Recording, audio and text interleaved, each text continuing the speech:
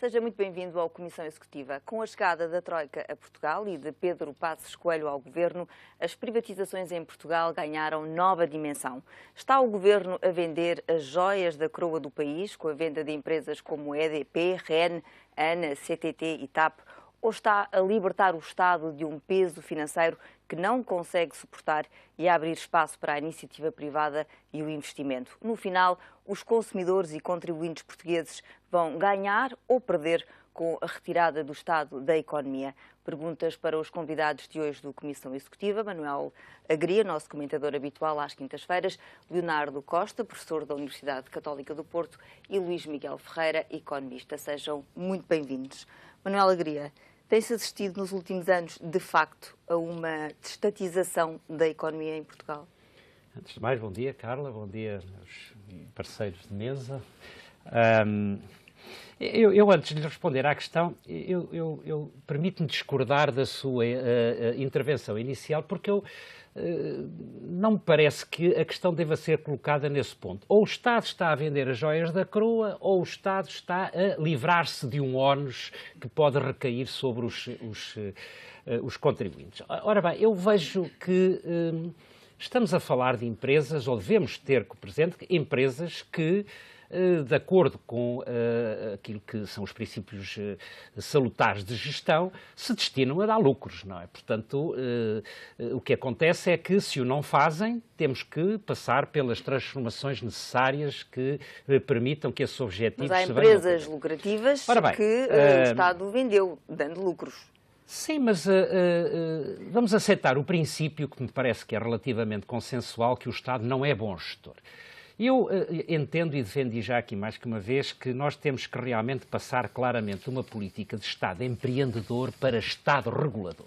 E essa é uma questão que já nos trouxe aqui algumas discussões interessantes, é sobre se o Estado tem esta capacidade de exercer este papel de regulação. Mas deixe-me que lhe diga, só para colocar o problema, que aquilo que é o slogan que se costuma dizer, que menos Estado, melhor Estado, que Portugal tem uma situação anómala em termos internacionais, ou mais perto aqui de nós, da Europa, relativamente ao peso do Estado na economia, o que não é verdade.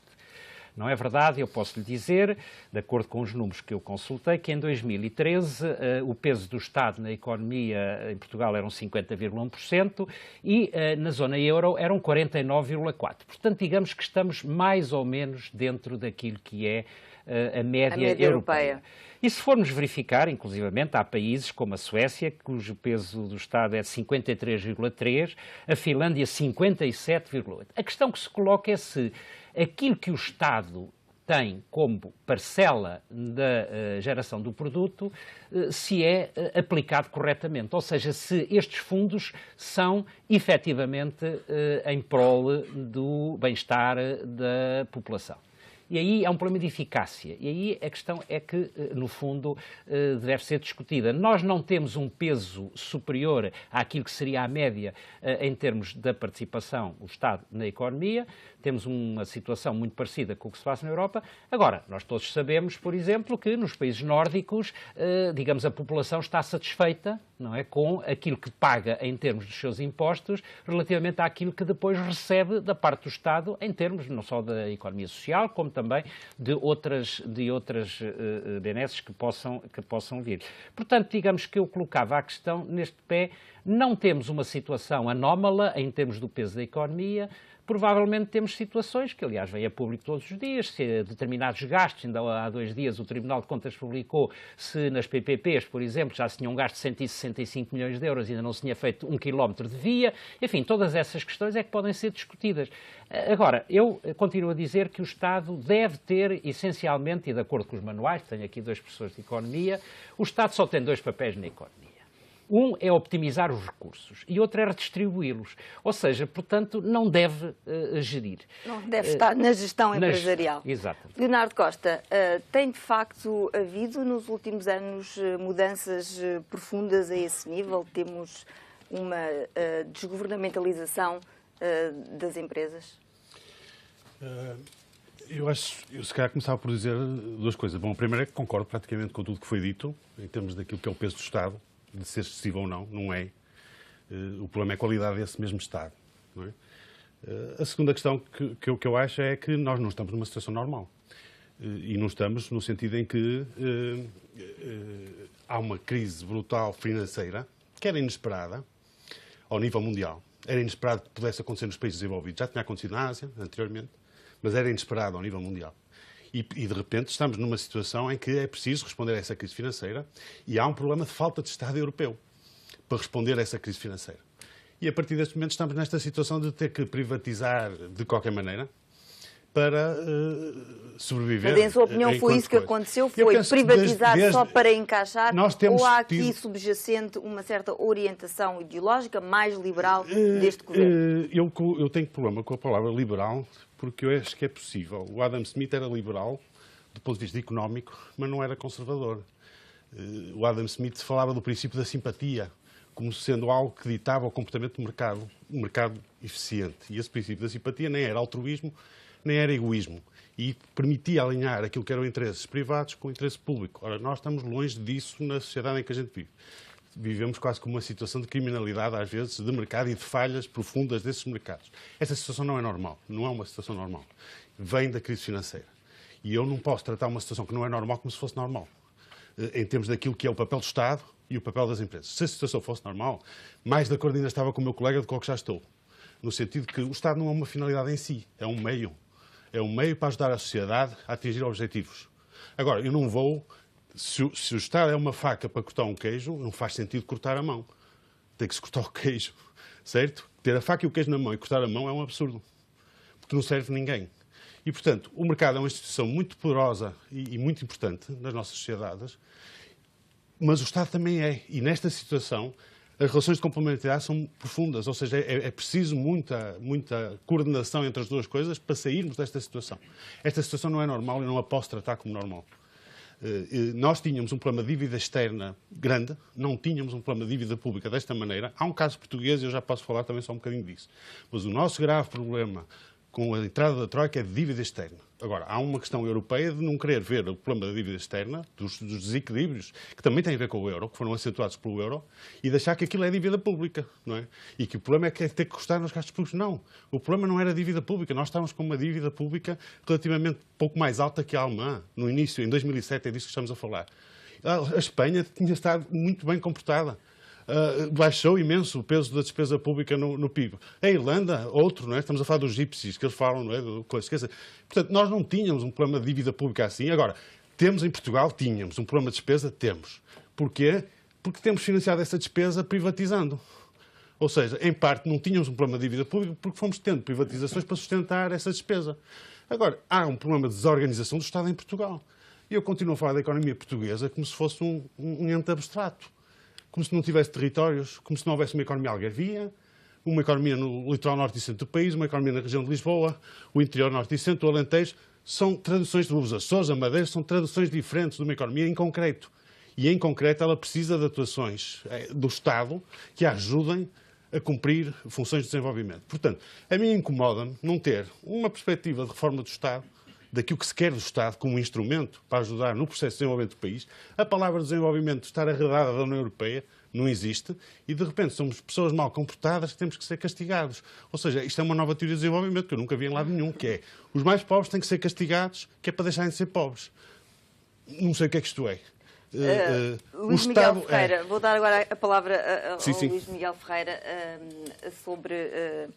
relativamente à questão das privatizações. Em sua opinião, o Estado já arrecadou mais de 8 mil milhões de euros com a venda destas empresas. Em sua opinião, é para fazer face à tal emergência financeira ou, de facto, há aqui uma política intencional de retirar o Estado das empresas e abrir espaço para a iniciativa privada?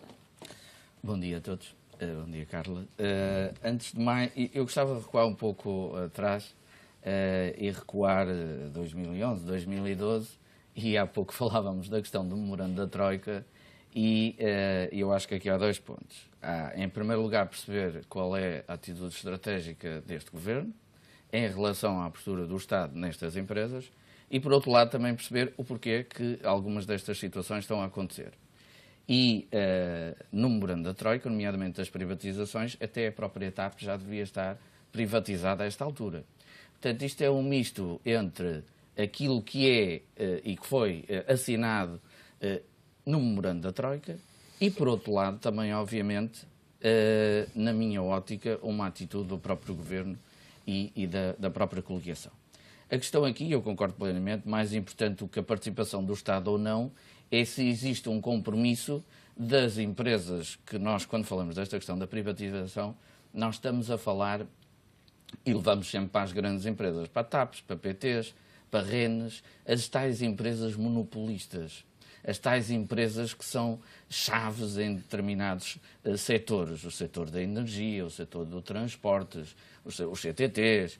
Portanto, estamos a falar de um problema, se calhar, mais profundo, que é o nível de gestão, ou a capacidade de gestão, ou o tipo de gestão dessas tais empresas monopolistas, digamos assim. E, portanto, aqui eu acho que o papel do Estado poderá ser muito mais relevante no compromisso, ou estabelecer alguma forma, algum compromisso, que essas empresas tenham boas práticas de gestão e compromisso com a parte pública, digamos assim, e de responsabilidade social de algumas delas. Portanto, acho que esse é um aspecto fundamental. Mais importante do que se o Estado tem 30%, ou 40% ou 50%. A questão aqui é qual é a capacidade, quais são os instrumentos. Falava com o Dr. Manuel sobre o governo das sociedades, das participações do Estado nestas sociedades, se existia ou não, ou se nós estávamos a evoluir nesse sentido.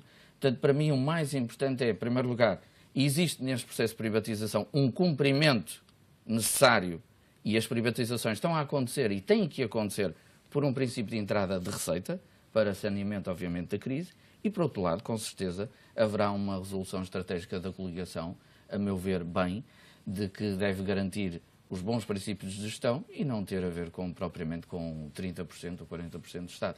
Reparem uma coisa, aqui a questão é, se existem privatizações, falávamos também há pouco um bocadinho sobre isto, se existem privatizações, alguém que compra alguma empresa vai querer comprar essa empresa, das duas uma, ou a empresa dá lucro e tem um interesse em continuar essa forma de gestão, mas com certeza quem compra alguma coisa que à partida dá prejuízo, como a TAP tem vindo a dar prejuízo sucessivamente, aliás a TAP é uma situação diferente, porque a TAP SA dá lucro, mas a TAP, operações no Brasil, dá prejuízo. E portanto é uma empresa que há cerca de 10 anos, penso eu, que nunca deu lucro, está sempre constantemente a dar prejuízo. A minha questão é, quem comprar a TAP vai querer ou não liderar o processo de gestão?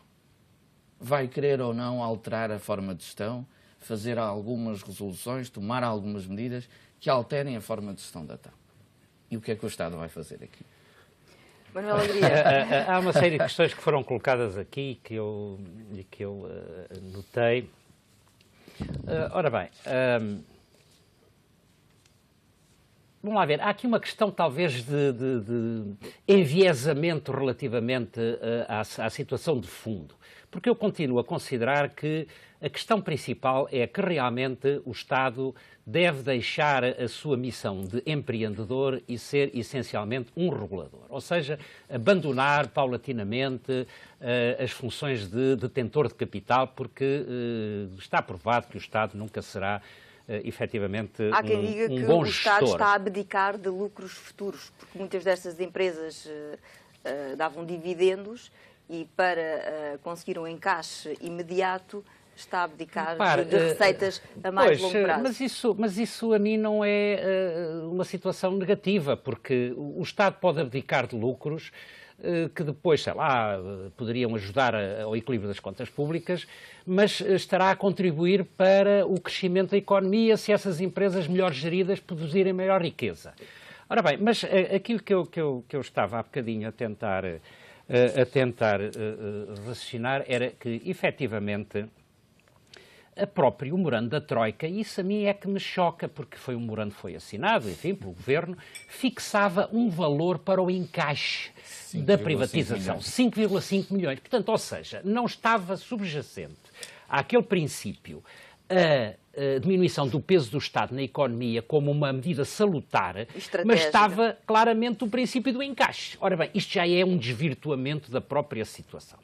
O próprio Governo, aliás, e bem, no seu programa, se formos analisá-lo, tem lá um conjunto de medidas, entre as quais a diminuição do peso da economia no Estado. Eu posso-lhes dizer que para 2014 está prevista uma diminuição de 50,1 para 49,8 e em 2015 47. Quer dizer, realmente, de acordo com o cenário macroeconómico para 2015, o peso do Estado na economia vai passar para 47, já, portanto, um valor bastante abaixo do valor médio para a área euro, para a zona euro e para o país.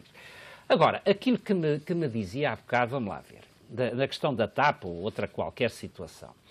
Quem compra não vai, obviamente, gerir o status quo, é evidente. Quer dizer, quem compra vai alterar toda a gestão e adequá-la aos princípios que são aqueles que entende que devem servir melhor o interesse da companhia que vai adquirir. Portanto, a mim não me repugna nada que, neste momento, os candidatos à compra da TAP não tenham já uma estratégia que, por exemplo, possa passar por alienar a componente do Brasil, que é prejuízo, reduzir ou de determinado tipo de custos, enfim, fazer um conjunto. Portanto, essa matéria não é seguramente uma matéria que me preocupe, porque esta, aliás, é o princípio que está subjacente à privatização. É entregar a quem tem melhores condições. Que sejam cumpridos alguns dos objetivos considerados. Ora bem, Carla, aí é que está a questão. Quer dizer, o Estado, quando elabora o caderno de encargos, que vai depois servir de orientador e enquadramento para a privatização,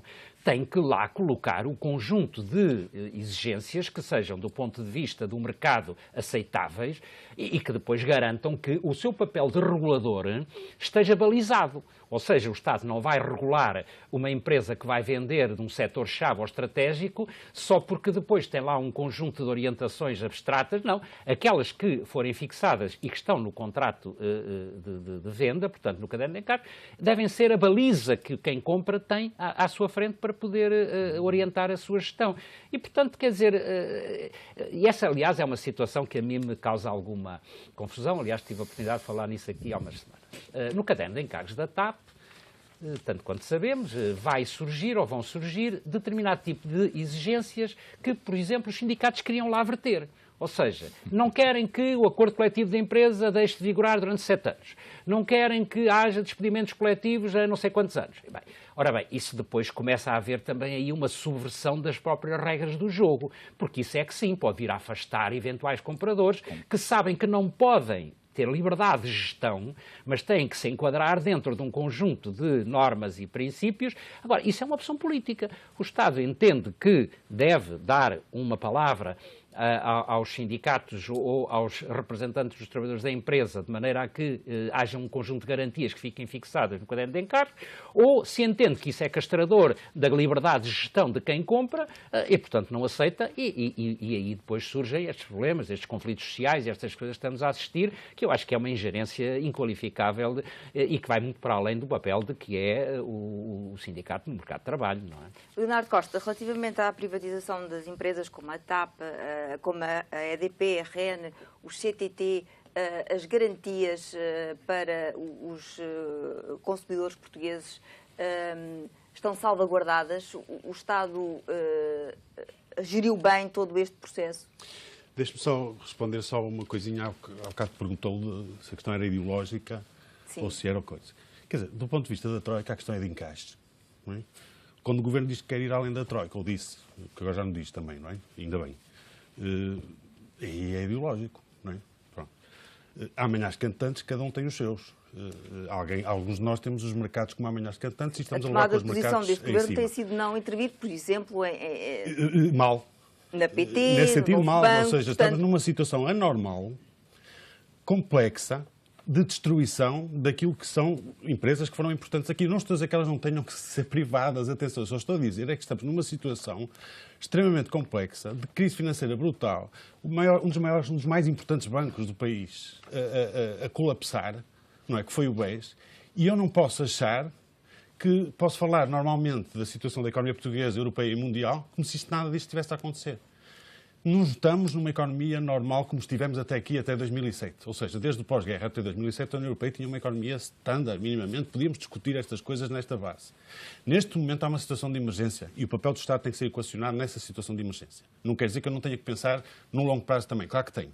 Nesse sentido de diminuir o peso ou pôr o Estado onde ele é útil e importante para a sociedade portuguesa. Do que está a dizer é que o Estado devia intervir em algumas situações. Eu acho que o Estado, vamos ver, concreto. há um problema aqui, claro que sim, e aliás não somos só nós que o fazemos. Não é por acaso que a Volkswagen tem golden shares. Não é? Se nós estamos num contexto de mercado global, em que os privados vendem, aqui não há estrangeiros nem portugueses, ou seja, uns vendem aos outros e, portanto, quando eu privatizo uma empresa, ela pode ir parar à mão de estrangeiros. Eu não tenho nada contra estrangeiros, nem marcianos, nem nada disso, não é? Não é essa a questão, percebe? A única questão é que eu tenho que perceber que até que ponto os meus centros estratégicos estão ou não a sair da decisão do próprio país. Ou seja, há aqui uma coisa chamada democracia que se deve sobrepor a tudo o resto, não é? Em última análise, já agora, o nosso Estado é democrático. O Estado somos nós. O Estado, bem entendido, deveria ser a maior organização da sociedade civil. O Estado somos nós. E nós atuamos porque isso é do interesse da sociedade portuguesa. Agora, eu tenho que ter perceber se é ou não. E o que eu estou a dizer é que numa situação de colapso, de criminalidade até em alguns casos, não noutros, mas de completa do Estado das nações europeias, em que andam umas contra as outras, porque acham que cada uma ganha, a União Europeia é um bocadinho entendida assim, é ver quem é que tira dinheiro da União Europeia e quem é que não dá. Não é? Quer dizer, ou seja, é como se fosse um bem público em que ninguém quer contribuir. A Europa. E isto é perigosíssimo. É perigosíssimo. Portanto, eu não consigo dissequer o Estado português isolado do Estado europeu e do Estado local. Já agora, o Estado português tem dois problemas graves, a meu ver. E, falando até internamente. Um é o Estado Central estar em todo lado, até ao nível local. Para quê? É um desperdício de recursos. Não é? Tinha que haver muito mais descentralização do que o que há. Não quer dizer que o Estado, depois, o Central não tivesse que controlar um bocado o que é que... Não é? Tem que haver este balanço. Mas é um desperdício pôr o Estado Central a discutir a linha do metro. A segunda coisa que eu acho é que há um problema da organização do Estado muito grave. Cada Ministério funciona como se os outros não existissem. Portanto, eu não consigo coordenar políticas e não consigo responder a populações em territórios. O território não existe no nosso Estado. E eu acho que isso é gravíssimo. E a terceira coisa é achar que os cargos dirigentes do Estado são para serem ocupados como prémios de distribuição. Quer dizer, no fundo é assim, os partidos políticos converteram-se em agências de distribuição de pessoas no Estado. E isto não pode ser. E nós precisamos de partidos políticos renovados, principalmente no Bloco Central, o Bloco que tem ocupado o poder. Porque ele é o mais importante do ponto de vista da transformação da sociedade. Caso contrário, corremos o risco de partir para coisas mais extremas que eu não acho que são desejáveis para ninguém. Fazemos agora um curto intervalo nesta Comissão Executiva. Voltamos já a seguir. Até já.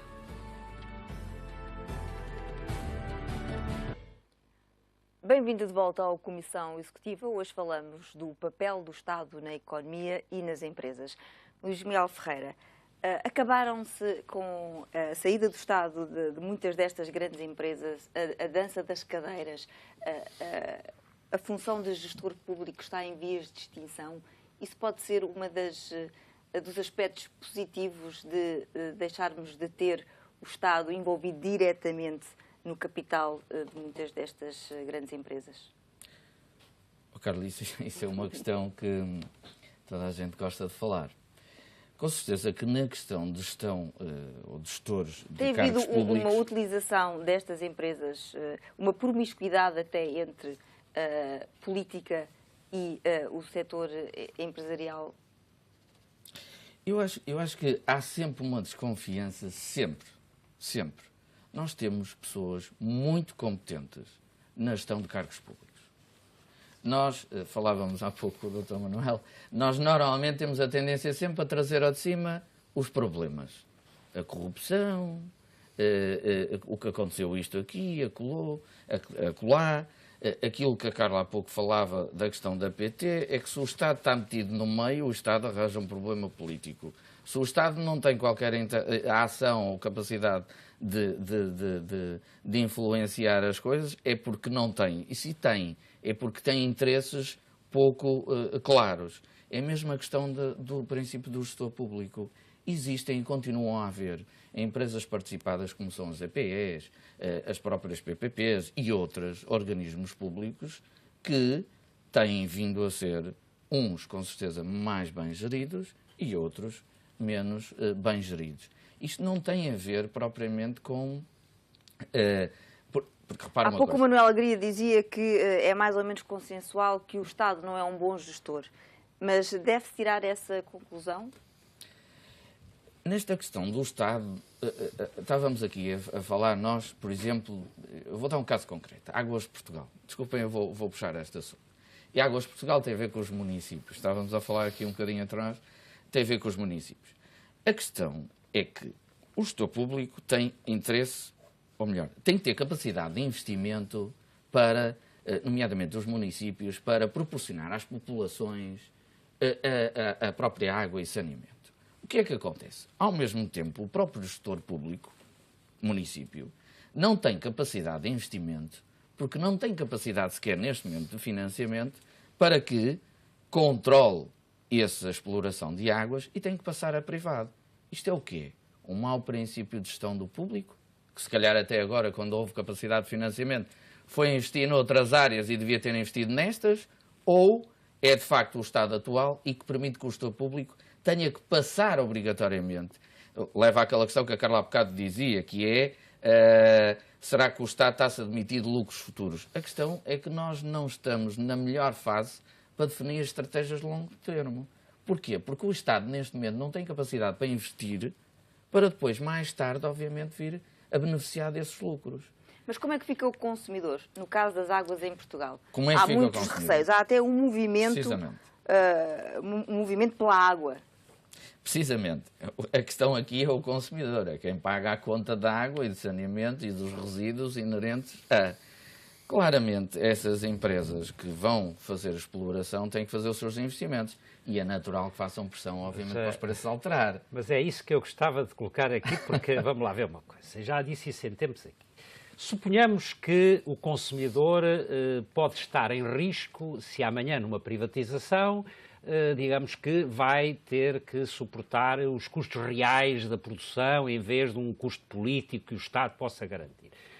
Mas se o Estado continuar a garantir a gestão, são os contribuintes todos que vão pagar essas ineficiências. É a mesma coisa, quer dizer, ou seja, nós não podemos pactuar com economias ineficientes e esse é que é o problema. Eu quando disse há bocado... Mas a gestão privada é necessariamente mais eficiente? Oh, Carla, há bocadinho fez essa afirmação que pôs na minha boca de que o Estado é mau gestor. Eu não estou a dizer que os gestores públicos são maus gestores. Há muitos gestores públicos que são excelentes gestores. Agora, o Estado não pode ter essa preocupação de gerir, porque efetivamente ele tem... Não é a sua vocação. Não é a vocação e, além de mais, ele tem constrangimentos e restrições de muita outra ordem, não é? Que não o deixam tomar as decisões mais eficientes em termos do ponto de vista meramente económico e, portanto, ele deve-se libertar desses ónus e deve libertar, portanto, para o setor e a sociedade civil aquilo que realmente lhe compete, que é fazer a gestão. E, portanto, eu acho que nós temos que ter em conta que as ineficiências são pagas pelos contribuintes. Então é preferível que o Estado ceda essa gestão de maneira a que essas ineficiências possam ser corrigidas e se amanhã o utilizador, agora o utilizador, porque eu sou um acérrimo defensor da norma do utilizador-pagador, aquele que utiliza é que paga o serviço. Agora, ele tem que procurar que esse serviço que é fornecido seja eficiente, de maneira que os custos... Mas isso é o mercado que dita. Quando houver concorrência, quando houver outro tipo de situações de mercado, há evidentemente que o utilizador vai beneficiar. E, portanto, eu acho que estas questões são claramente... As pessoas não devem ter receios, nomeadamente... falando nestas áreas, Carlos, os únicos que têm da água, da eletricidade, não devem ter receios, até dos correios. Não devem ter receios. E aqui há uma questão que devemos ter em conta, que é o seguinte. Há realmente situações, que foram já aqui referidas, de situações de mercado de monopólio ou quase monopólio. E que não é por esse facto que devem ficar nas mãos do Estado, Deus nos livre. Não é? O que elas devem é, efetivamente, ser acompanhadas por um regulador, de maneira a que não haja disfunções na utilização dos recursos que são colocados à disposição, de maneira a que essas disfunções se transmitam ao consumidor. Portanto, esse papel, quando se diz a REN nunca devia ter sido privatizada porque a rede de distribuição de energia deve estar na posse do Estado. Mas porquê? Portanto, se o Estado tiver o seu papel de regulador e não houver aquele problema da captura do regulador pelo regulado, que é uma questão também... E que avaliação é que faz dos nossos reguladores? Eu só com o meu advogado ao lado é que responderia a essa pergunta. Eu acho que tem havido situações, com certeza, aquilo que se dizia há pouco. Normalmente só é notícia de imprensa aquilo que é mau, não é? Mas temos assistido a situações, discute-se muito neste momento se o Banco de Portugal atuou no BER como deveria ser, se a CMVM tinha todos os instrumentos ou não tinha. Porque depois o regulador diz, eu não tenho os instrumentos para regular. Então aí começamos a entrar num campo complicado. Se o regulador não tem todos os instrumentos de que necessita para executar o seu papel, então realmente há que lhes dar. Agora, não vamos ir além, o sapateiro não deve ir além da chinela, não é? Leonardo Costa. Eu só queria dizer talvez 2 ou 3 coisas, até em resposta aos colegas, sendo que eu não discordo de nada até agora, praticamente. Não discordo, não. A única coisa é que uma pessoa depois pensa em outras coisas. Em relação à questão das águas de Portugal, eu devo lembrar que em Portugal só há 2 níveis de Estado e as autarquias são Estado, de facto, não é? Mas só há 2 níveis de Estado. E, portanto, qualquer coisa que se passe no meio, em territórios, problemas que sejam de territórios, como um metro ou como um aeroporto em que se decida, não é? O aeroporto é internacional e também regional, não é? Qualquer coisa que se passe no meio, eu tenho problemas, porque ou as autarquias têm que se juntar e cada um defende a sua paróquia, porque eu não tenho uma junta eleita diretamente para responder a esse tipo de problemas. Ou eu tenho que ter o Estado Central ao barulho, não é? Para tentar resolver o problema, e normalmente também não ajuda muito. Isto só para dizer o seguinte, é evidente que o setor privado tem imensas potencialidades no setor das águas também, mas também é evidente para mim que as autarquias sozinhas não estão em condições de negociar contratos que garantam a tal eficiência do mercado. Ou seja, a mim não me interessa o mercado não é um fim, é um meio. E é um meio se for um mercado eficiente. Se não for, não me interessa. Interessa-me um mercado que seja eficiente. Mas nada é estático. Nada é estático, mas interessa-me um mercado que seja eficiente. Numa situação de monopólio, se eu acho que o Estado não tem condições, não é? Se vai privatizar e é um monopólio. Se é monopólio, há poder fazedor de preço, pelo simples facto de haver monopólio. E nessa altura tem que haver um regulador que limite esse poder fazedor de preço. Mas se o Estado não é capaz de uma coisa, é capaz da outra. É que depois, no concreto, tem que haver respostas a isto. Ou seja, se eu sinto que o Estado não é capaz de regular convenientemente, então eu não sei se quer privatizar, pelo menos desde logo, até ter essa capacidade. Mas acha que é um dogma? Eu acho que tem não é dogma nenhum, é o oposto. O Estado não é capaz de ser... Não, é o contrário. É o contrário do dogma, é o contrário. Eu acho que é precisamente aquilo que você estava a dizer. Porquê é que não há de ser bom regulador? Claro que pode, mas tem que ter capacidade para isso, tem que ser treinado para isso, e instrumentos. Mas porquê é que também não há de ser bom gestor? Ou seja, se eu olhar para o BCE, para o Banco Central Europeu, o Banco Central Europeu é Estado europeu, mas tem autonomia de atuação. Não está lá o poder político sistematicamente a ditar. Sim, mas isso é o poder soberano do Estado criar a moeda. E aquilo que eu estou a dizer, pois não, eu estou só para dar este exemplo de que eu posso ter empresas públicas com autonomia de atuação e a atuarem, sendo elas públicas em termos de propriedade. Nada me impede. E a gestão ser entregue na mesma, ou não é? E depois, ao fim, não é? Tem que ser avaliada pelo acionista também, ou acionista de Estado. A mim não me incomoda ter um acionista de Estado. Não é? Agora, incomoda-me se isso, vamos ver, não é, quer desejo como finalidade em si, é a melhor coisa que o Estado tem para fazer? Não. Agora, ao mesmo tempo, tenho que pensar que num mundo globalizado, onde tudo é transacionável, não é? Os capitais movem-se de um lado para o outro, e eu não quero estar numa situação onde a renda, afinal, não é do Estado português, é do Estado chinês. Não é? Ou continua a ser...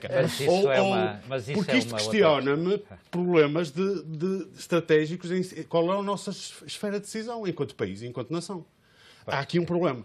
Eu quero também dizer mais uma outra coisa. O mercado é um instrumento poderoso quando é eficiente. E o Estado e o mercado têm que se combinar. E numa situação de crise, mais ainda. Só para dizer o quê? Neste processo de globalização, há um professor de Harvard que diz assim: não é possível nós temos uma democracia que é assente em Estados-nações. E, portanto, temos Estados-nações, temos a democracia e depois temos a globalização. E há esta ideia da ditadura dos mercados. Não é? Ou seja, de facto, se eu tenho Estados-nações, eu não consigo fazer frente àquilo que são movimentos globais e efeitos globais em termos de mercados. O que significa que eu precisava de Estado europeu para o fazer. Devo dizer que na crise financeira, aquilo que deu o problema maior foi em 2010, quando houve a recusa de assumir a zona euro perante os mercados como um conjunto, como um todo, como uma equipa. Não, disse que cada país tinha que se financiar por si. E a partir daí houve a segmentação da zona euro, das taxas de juros, e as nossas empresas têm sofrido imenso. Quase todas vão à banca, na Europa é muito assim. As pequenas e médias empresas aqui, quer dizer, têm tido um aperto de liquidez brutal. Mesmo empresas nas mesmas condições na Alemanha não têm tido essa perda de liquidez. Aliás, tivemos uma situação que eu também acho ótima, com esta história da livre circulação de capitais, que é, quando houve o perigo de colapso do euro, as famílias, algumas famílias que podiam comprar a dívida alemã com juros negativos, contra o risco do colapso do euro. E, portanto, esse mesmo dinheiro depois é-nos emprestado pela Alemanha com juros positivos. Portanto, são 2 vezes a receber juros. E, portanto, eles estão-nos a emprestar o nosso dinheiro. Portanto, há qualquer coisa aqui que não bate certo. E, portanto, é neste sentido que eu estou a dizer que queremos Estado, sim, fundamentalmente regulador. Porque ele é importante se queremos país. Queremos país, talvez seja essa a questão, não é? Queremos país ou queremos mercados a ditarem? E eu tenho a perspectiva, e a última coisa que digo, a situação é clara. O mercado é um meio, o Estado é um meio. Se há contradição entre democracia e mercado, quem tem que ser sacrificado é o mercado, não é a democracia. Agora, eu não posso... Porquê? Porque a legitimidade do mercado é democrática. Porque se não for, é qual? Ou seja, toda a legitimidade das nossas sociedades ocidentais é democrática. Liberdade de imprensa, ainda agora houve um ataque terrível, não é? Toda a nossa legitimidade é democrática. Mas, se a legitimidade não for democrática, é qual? É de quem? É o sangue? Mas como é que vamos fazer? É a Idade Média? Como é que o mercado se deve subjugar à democracia? Não, quer dizer... Eu tive a preparar um pouco esta nossa conversa e apanhei um mestrado da Católica em que tocava aqui num ponto interessante antes de ir à parte de regulação. É que quais são as limitações, muitas vezes, para a gestão eficiente de um gestor público? E muitas vezes este gestor público, por exemplo, e é engraçado que dizia aqui, nas últimas décadas tem-se assistido à procura de, por parte da administração pública, formas jurídicas privadas de atuação. Ou seja, o que procura o gestor, muitas vezes público, é uma forma de direito privado para poder fazer a gestão eficiente da coisa. Será que nós não temos que fazer algumas alterações antes?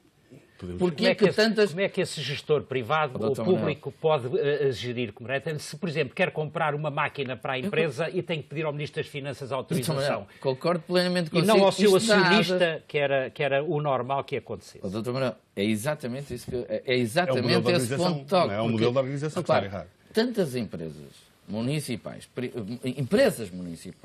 que se fugiram dos próprios municípios, e toda a gente fala, deixa aqui um bocado mais ao mundo real, aos municípios, e nomeadamente aquilo que as pessoas falam na rua, que é as empresas municipais, isto e aquilo, e os gestores públicos, e os gestores...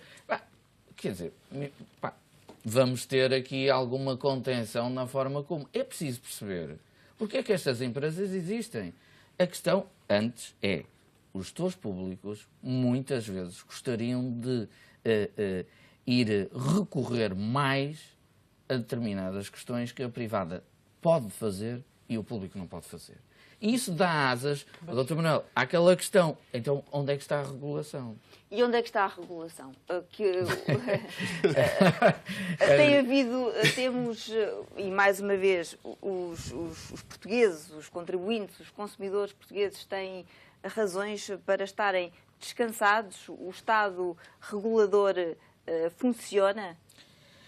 Sabe, Carla, há aqui uma questão que é... Nós estivemos agora a falar aqui do Estado regulador e governo de sociedades e corporate governance e todos esses temas. A minha questão é, o que é que o público, as pessoas, as famílias veem? O que é isto de reguladores? O que é que as pessoas perguntam? Bem, então, mas nós temos uma data de reguladores, temos governos de sociedade, temos códigos de ética, temos códigos internos e está-se a passar isto que está a passar.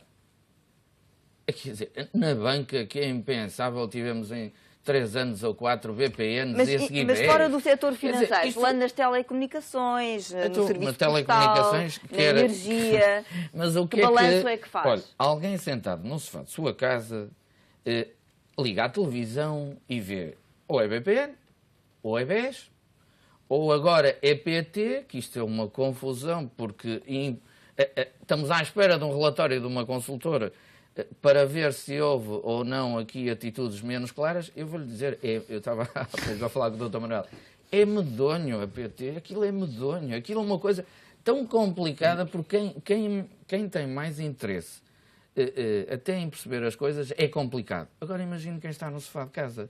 O que é que a Carla ou as pessoas... que estão num sofá em casa, não aqui particularizando no sofá, em casa a ver a televisão. Qual é a dúvida que as pessoas têm? Toda e mais alguma, com todo direito. E pensarão, ainda bem que o Estado já não está na PT? ou poderão pensar o contrário? Carla, isso é uma pergunta que é colocada e é um bocadinho capciosa, não é? Porque, efetivamente, a questão não se pode colocar assim.